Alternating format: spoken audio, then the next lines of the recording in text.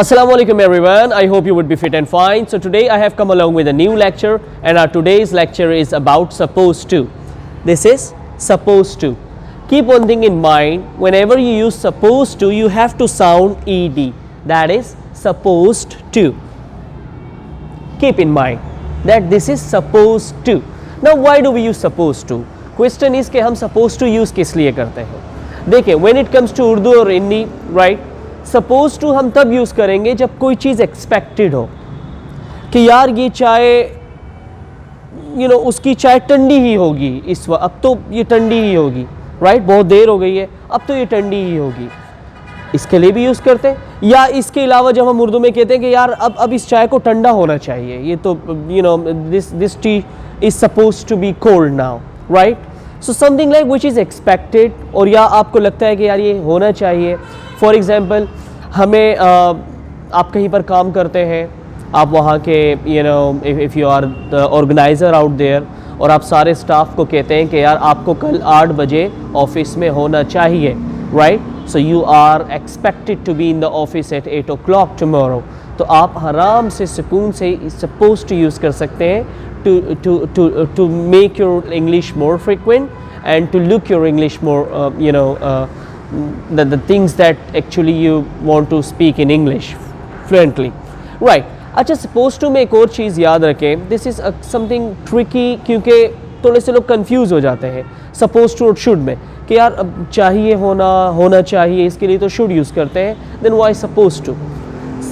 Somewhere supposed to and should there is a little difference, थोड़ा सा difference है। वो डिफरेंस क्या है कि शुड में हम हर हाल में किसी को बोलते हैं कि यार ये this is suggestion for you, जो आपको करना चाहिए। You should concern to a good doctor, you should go there, you should eat this, you should drink this, you should wear this. But when it comes to suppose to, so the suggestion is a little lighter then should, थोड़ा सा should say lighter note में हो जाता है। Fine, for example, कहीं party में कोई जा रहा है तो मैं किसी से कहूँ कि यार well you are suppose to wear black today, you are suppose to wear white today, और you are suppose to wear green और red today, whatever it is. So this is a light suggestion number 1। And before इसके मैं आपको बता चुका हूँ कि suppose to ज़्यादातर व्हेन समथिंग एक्सपेक्टेड, कोई चीज़ एक्सपेक्टेड हो कि यार ये इसी तरह होगी, तो आप सपोज टू यूज़ करते हैं। फाइन, अच्छा, सपोज टू यूज़ करने का तरीका क्या है? There is a formula.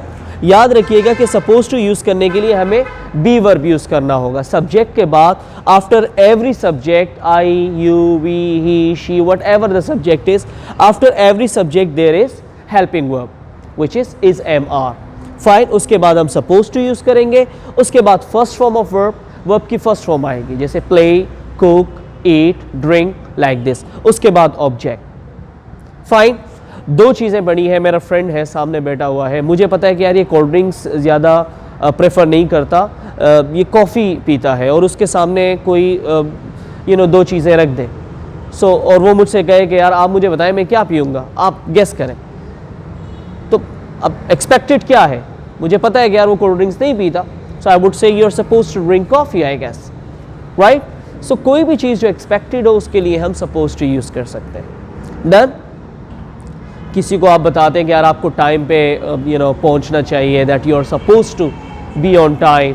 Fine, आपको अपने एग्ज़ाम्स आपके करीब हैं, आपको अपने स्टडीज़ पर बहुत ज़्यादा फोकस अब यहाँ पर करना चाहिए, so you are suppose to focus on your studies more now.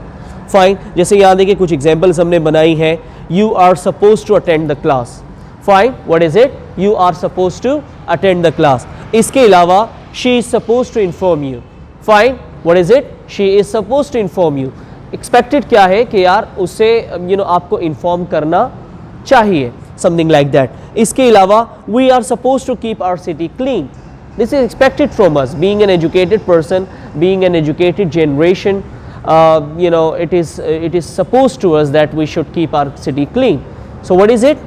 We are supposed to keep our city clean.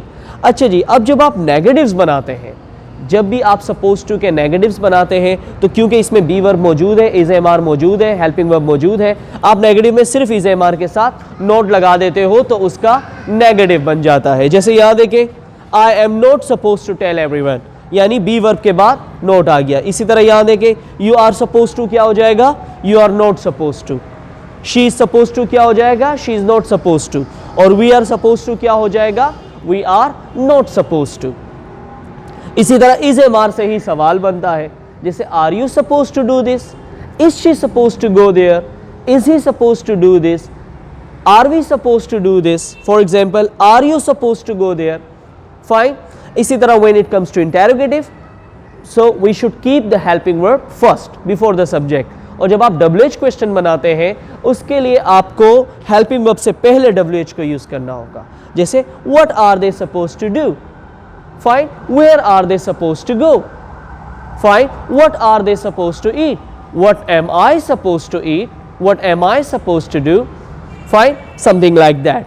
तो फॉर एग्जाम्पल, जब आप किसी से ये कहते हैं कि what am I suppose to do, तो आप क्या एक्सपेक्ट करते हैं मुझसे कि मुझे क्या करना चाहिए, something like that. So whenever you use your suppose to, I am telling you again कि आपको एक चीज़ जहन में रखनी चाहिए कि suppose to is use when something is expected.